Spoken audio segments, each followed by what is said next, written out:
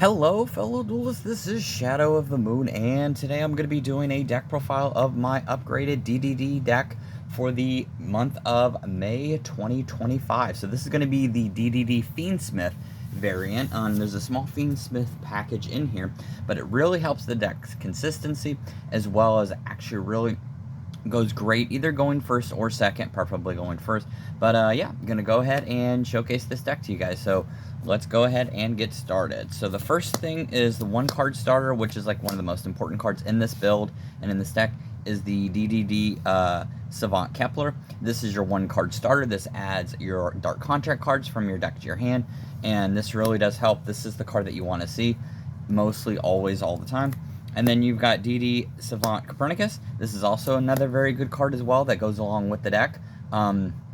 This is another card, even though Savant Kepler is more, honestly, the best card in this deck other than Griffin, but this is still a very good card. That's why we run 3 of them. And then Griffin. Griffin can get special summon if you control a DD monster. This is a very good card for it. Also, it's good to get special summon with the effect and everything. So that's why we've got 3 of them in here.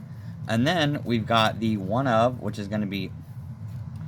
Actually, we'll go ahead and do this first. Then for the non DD cards, the non one-ofs, we're going to be having one Slime, one Necro Slime, and one Lamina. So if you are unsure and you prefer to bump up Slime to 2 or 3, that is completely up to you. I just find that one works pretty well and actually doesn't clog up the hand too much. And then for the one-ofs, which is, most of these are mostly in here for the scale setting. So you're gonna have Rage, you're gonna be having Ragnarok, you're gonna have Savant Thomas, you're gonna have Cerberus, and you're gonna have your DD Orthros. So Orthros is the only tuner in this deck, and if a DD card gets destroyed or whatever, this card can be special summoned. So this is a good card to have to be able to go into your Siegfried from your extra deck, but this is pretty much the only reason why it's in there is for Siegfried. And yeah, so that's gonna be it for the DD lineup. The next is going to be the Spells and Traps. So we're going to run 3 of the best continuous card, Dark Contract with the Gate. This card helps you go into your fusion plays. This is a great card to have. Remember though, when these cards are on your side of the field at the beginning of your standby phase, you do lose 1,000 life points. But if you have Deus Machinax, you don't have to worry about that, because if you activate its effect, you can destroy one of these. But do keep in mind that you do lose 1,000 for every single one of these cards that are on the field. So that's one thing to always consider. And then you have Dark Contract with the Swamp King, which is a good card as well.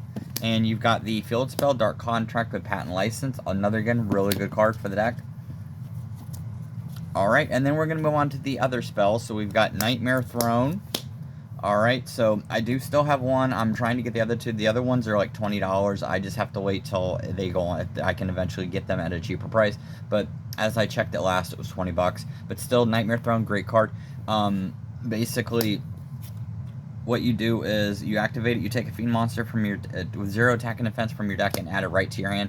And the reason why this is important is you're going to be wanting to get your Savant Kepler. This is the main reason why this card's in there, is for Savant Kepler. So definitely make sure that you use it for that, because that is essentially the one card starter.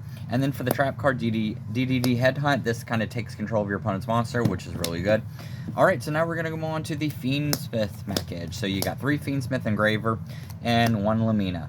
Oh man, that's really bright. I forgot, because that's the quarter century.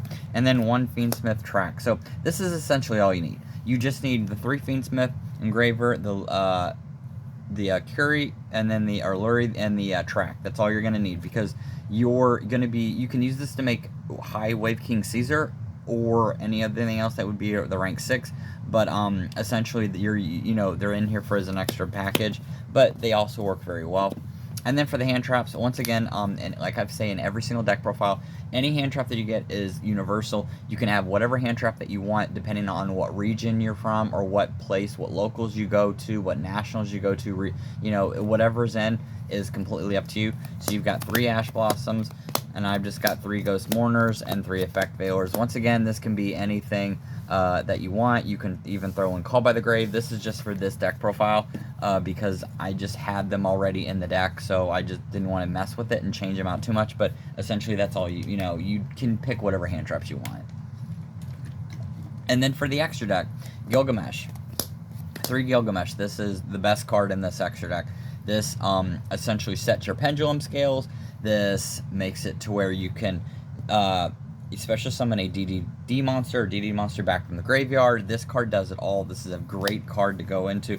Also, on top of that, you can also overlay this one into Deus Machinax, which I'm going to be showing you. I've got 2 Deus Machinax. If you wanted to bump this down to 1, you could.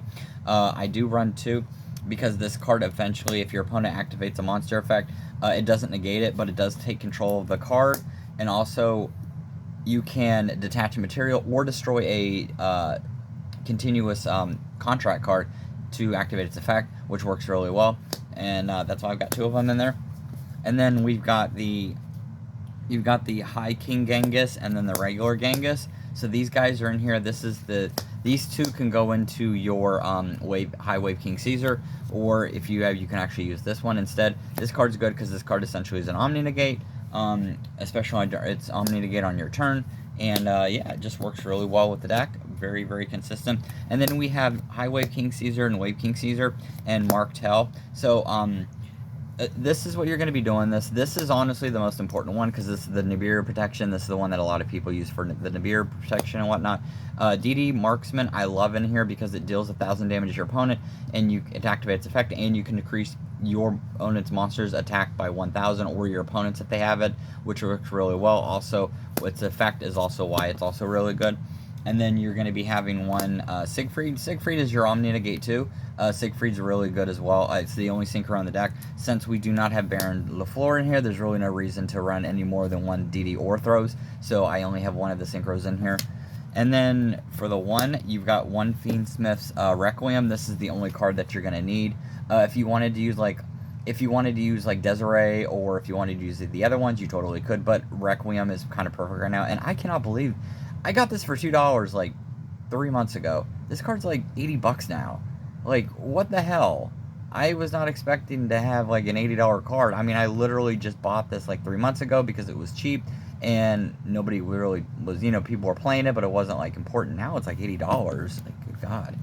All right, and then lastly for the Typhon and Zeus, this is your kind of like panic button, like autopilot, auto lose button, and then this is Zeus. Zeus is also really good for blowing up stuff. Cool thing about Typhon, every monster in this deck, like the extra deck monsters, are all below 3,000 attack. So like Deus Machinax, High Wave King, High Genghis or whatever, none of those get affected by this guy because this guy only is 3,000 or more. So that's actually kind of cool. All right, so that's going to be it for this deck profile. I hope you guys enjoyed it.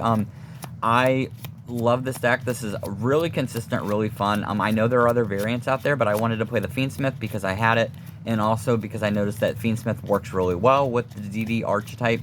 So yeah, I mean, it was a really fun deck, and I feel like they have so much potential. So, and it's just really cool. And I'm glad to be able to do something, because I always usually do Blackwing deck profiles, but I did tell you before moving forward that every now and again I would be doing a deck profile of a deck that I did have if I updated it. So, alright, so that's going to be it for this deck profile. Thank you guys so much for watching. With that, see you guys next time. Later.